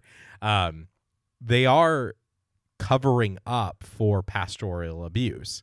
And so, you just said, that they're protective of their pastor, in this situation, that so that the congregation doesn't hurt them. And so it kind of gets to this really fine line here, because I agree with you. The board of elders and the lay leaders should be very protective of their pastors for the burden that they go through. But, and there's a big but here, when there's actual abusive, sinful behavior, that protection should not be cover up of that. And so what we'll see is, maybe a pastor's having an affair and the board of elders knows about it and yet is covering it up because, well, that's going to look really bad for their ministry. And so we have to, it's just this fine line of protection from maybe a very opinionated, abusive, congregant, and covering up something. Right. Yeah. And you never ever want to cover up sin, right? Especially on the part of clergy or leaders or anything like that. So, like I said a bit earlier, there are 3 reasons for removing a pastor, and one of them is an immoral life. And so if the pastor is behaving immorally, your leaders or the board of elders need to take care of it. And we have one of the nice things about being in a synod, like we are, congregations together, is that we have a structure that can help congregations with situations like that. So our synod is divided up into 35 districts. We're in the Missouri district, and so all the congregations in Missouri are under the head of a district president who goes and helps them deal with various situations that they're dealing with. Usually it's things like calling a new pastor and stuff like that. But unfortunately, sometimes it's if the pastor does something wrong, has an affair, does something immoral, then the representatives from the district or the district president himself can come down and help the board of elders deal with it. All right. Gotcha. So what do? I mean, the Missouri Synod officially has a 0 tolerance policy for adultery. Gotcha. So if adultery happens, they're gone. I mean, it's just I mean, there's no ifs, ands, or buts. You're out if you commit adultery. Or do any kind of sexual abuse or anything like that. I mean, you're gone. So we have a good, strong stance on this, whereas, if you're kind of just sort of in the wild west of non-denominationalism, your pastor has an affair, and where do you go in that situation? Right. Yeah. I mean, you don't really have anybody to appeal to. Yeah. And if the leadership of the congregation is unwilling to, quote unquote, bring shame to the ministry, then, this guy can basically just do what he's doing with impunity. Yeah. No, and that's, I think, another defense and beauty that I've come to find, because I was kind of in that non-denominational world and, like kind of a Reformed Baptist, not really sure where I was, and kind of floating in that space there for a while. And I've come to really appreciate denominations. I've been doing a series on denominations each week. Each episode kind of walks through what that specific denomination believes, and hopefully that's been helpful to you as the listener. And it's been super helpful to me, and I've come to appreciate a lot of the distinctives between denominations, and also, I don't necessarily think they're all bad or anything like that. In fact, I've come to, again, appreciate that maybe their focus is on other things. But overall, it's come to appreciate just this idea of a denomination, because it offers things that the sort of wild west of non-denominational evangelicalism just doesn't. And we're united around a confession. And so there's an appeal for doctrine, right? And so if you mentioned that as one of the reasons, if a pastor is saying something that's outside of our confession, it may not be heretical necessarily, but if a pastor is no longer preaching the same things we do about baptism and communion, well, then he doesn't belong in the LCMS. Maybe he's a Baptist. Like, go be a Baptist preacher. Right, exactly. Yeah. And so there should be a method to say, well, that has no place in this confession, because the congregation called you to preach how we interpret, scripture within our context and our confession, obviously the Book of Concord, Augsburg Confession, and those sorts of things. So I've come to appreciate denominations a lot more. Being Lutheran, actually, that's kind of what sparked some of this. Like, well, why should I belong to a denomination? And it's like, well, it's because this is what we confess, and I agree with that. And that doesn't mean that everybody else is heretical. Although some denominations do think that. Yeah, I mean, there's great benefit to not going it alone. Yeah. There's great benefit to walking together and kind of submitting yourself to an authority that can help when things are going sideways. Yeah, absolutely. Well, I just wanted to thank you so much for being on the podcast again. I don't want to take up too much more of your time. This actually went a lot longer than I thought it was going to. But I appreciate your time. I did want to just ask you just a couple of things to maybe as we start to close out. What is one of the hardest parts of being a pastor for you? And also, what is some of your greatest joy of being a pastor? I would say there's times when you say the same thing over and over again, and people just don't really seem to get it. And that can be theological, or that can be even just your thoughts on church administration and stuff like that. Sure. And it's kind of like, look, I know more about this stuff than you do. You got to trust me on this, and sometimes people just don't want to, and so Sure. that can be hard. I think another thing that's difficult is watching people grieve. And we've had a fair amount of that in the last few weeks, actually. I'm going to end up doing 4 funerals in like 3 weeks in Lent. And so not only is it busy, but it's also it's also just tough to watch when families are grieving the loss of loved ones, or if something bad is going on in their family, like especially if a child has left the faith. That can be really hard to watch people go through that. But it's good to be able to be there for people in those situations. I think the greatest joys I have in ministry is seeing people hear the word and really understand it, and really grow in their faith and act in accordance with that. And as much as we might criticize big churches as well, it's pretty cool to stand up there and to preach to a full congregation. Yeah. And to just know that there's that many people who are interested in hearing not only what I personally have to say, but just interested in hearing God's word and growing in their faith. And it's just really good to see people even in this culture and world where it seems like our society is abandoning the church and abandoning Christianity, it's neat to see people are still coming. Yeah. And young people are still coming, young and old. I've got a good mix of ages here at this congregation, which I really appreciate, and so it's just good to see that. It's good to see people grow in their faith and find the same kind of comfort and peace and strength that I have in knowing Jesus.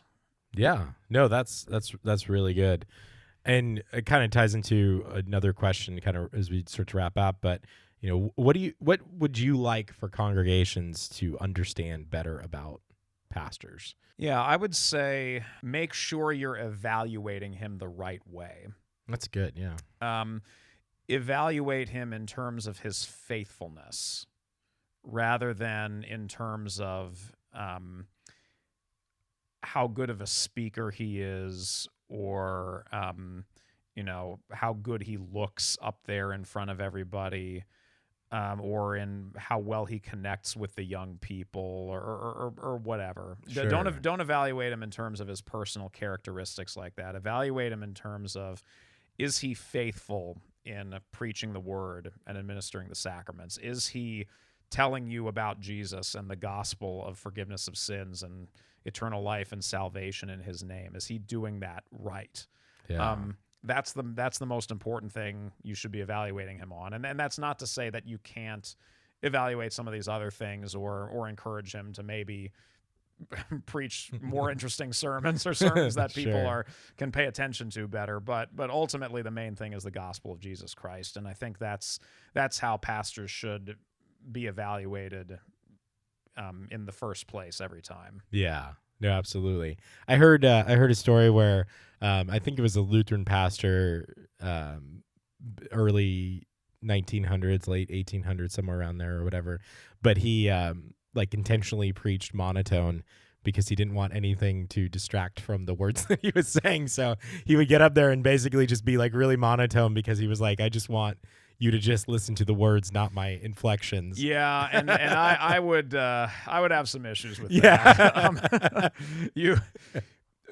One of the most helpful distinctions I learned in seminary is the distinction between your delivery being what causes people to come to faith, right? In crediting yourself with being the person that helps a person come to faith, and distinguishing between that and not being the person that is an impediment to somebody coming to faith, because you can be an impediment by the way that you preach the gospel. Sure, yeah. I mean, if you talk about how Christ forgives people's sins in like an angry, accusatory kind of a way, well, that's not really going to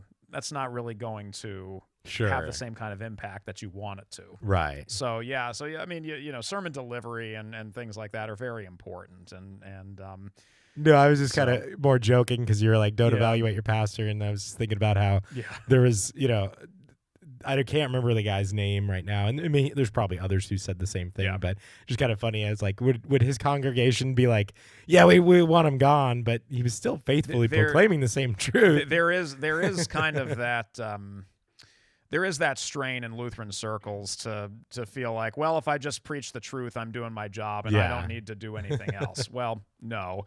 And so don't take what I said earlier to be licensed to pastors to be bad preachers. Sure. That's not at all what I want. But not everybody has to be a great orator to be a pastor. Yeah, some of them are going to be better than others. Yeah. And that's just kind of how it is. Some of them are going to be really good administrators and good people who can organize outreach efforts to the community and do all that kind of stuff, but maybe they're not great public speakers, or maybe there's just maybe there's a pastor who's got a wonderful bedside manner and is just there for people who are suffering and are great at counseling, but maybe he's not that good of a public speaker. Sure. Every pastor is going to be a little bit different. Yeah. Which, sorry, I know I said we were going to finish, but you kind of popped something in my head here is like a lot of people church hop because of these sorts of things, or they'll talk bad about a pastor because of some of these things. And so,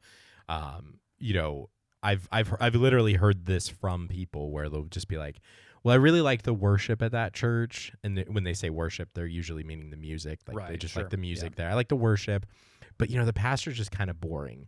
Or the pastor, I don't know what he's talking about, or or it could even be that he's just too theologically heavy and I just can't fully grasp it, So then they'll go to a different church and then they might be like, well, I don't like the worship there, but I really like the preaching. And so it almost becomes, for some people, they sort of church hop because they're looking for their preference. Yeah, the search for perfection, Like, as you would define it. Yeah. And they'll weigh, are they okay with these songs as long as the preaching's good? Are they okay with this preaching as long as the music's good? And within our context, within our church, we would say it's okay to probably have those preferences. It's okay to want somebody who can articulate themselves in the pulpit. But if they don't sing your favorite hymn or, the whatever, then that's not necessarily a good reason to leave a church. Right. Yeah. Again, your number one priority needs to be faithfulness. Yeah. And you may the I don't know, the mega church down the street may have worship you like better. The pastor may be a better preacher than the Lutheran church, but he's, at least from our perspective, he's not preaching the truth. Sure. He's preaching a lot of true things. Right. But not necessarily the whole counsel of God. Sure. He's not, within our context, he's not, preaching what we confess. Right. Exactly. But yeah. And so I think maybe a good way to end it is this final question, because it does raise that question, is maybe like, when could you leave a church? And, should you go to the closest church to you? I heard once, and I kind of agree with this to some degree, is you should go to the closest church. And by closest, I mean like proximity to where you actually live. The closest church to where you live that affirms what you confess. And so, like, if there are, let's say there's 2 Lutheran churches from your house and one is, 5 miles closer, go to the one that's 5 miles closer. It's a little bit closer, just kind of, what do you think of that? And we'll kind of maybe talk about leaving a church and stuff. I would say that's a pretty good rule of thumb, especially if you're, like in your situation, you were new to the Lutheran church. Yeah. And so you didn't have any connections to any of them. Yeah. And so it's kind of like, well, this one's closest. Let's go here. There are situations where, like, if you've been a longtime member of a congregation and maybe you move to Sure. a different side of town and you don't want to change churches just because you moved, Yeah. There's things like that. But I think if the congregation confesses the truth, you have to make sure that you're not just looking for your preferences. Right. I guess that's kind of what I'm saying. Yeah. Yeah. And so I like that pastor better, so I'm going to go there or whatever. And we all do this to an extent. Again, it's about the gospel. And so obviously we're talking Lutheran context, but broader context, leaving a church should not be about that. It should be, because you moved away or there's actual serious. It should be about theological stuff. Yeah. So if you're thinking about, well, like in your situation, you left where you were before and found Lutheranism. Sure. It wouldn't have been the right thing for you to do to say, well, I'm a Lutheran now, but I'm just going to stay here at this church. Right. Because this is my church. Right. Well, it's not your church anymore if you don't share its confession. Right. Yeah. Yeah. Absolutely. Yeah. All right. Well, once again, thank you so much, Pastor Hagerman, for being here and talking with me today about the role of a pastor in church. We kind of wandered around a few different topics, but hopefully we touched on all the things that encompass this topic, and hopefully this was helpful to you as the listener. Do you have any closing thoughts? Maybe wrap anything up? Anything that you think maybe we missed? The one thing I can think of is we just talked at the very beginning about the call, right? Oh, about how they tell you that you're not called until you're actually called. So I think a lot of people look at the ministry as the call being the very first thing that happens, like God calls you and then you go to seminary and become a pastor. Well, we understand the call as being the last thing that happens. Okay. Not the very last thing, but Sure. close to the last thing. Because you go to seminary, you study, and then the church decides that, yes, I want this guy, or we want this guy to serve as a pastor in our church body, and this congregation wants to call him. Mm-hmm. So then you receive your call. So it's not until you get that call document that you know that yes, the church has actually called me. Yeah. But you take that seriously, and my call document's up there on my wall somewhere. There it is in the middle there. Okay. And that is what I can always look at and say, yeah, I am called to be a pastor, not because I feel like it, but because God has called me. And if there's anybody here listening who is considering going into the ministry as well, I pray that you would find that kind of certainty in your vocation that I have, because it's been a real blessing to me. And like I said earlier, I hope I've been able to bless a lot of other people serving through it. Yeah.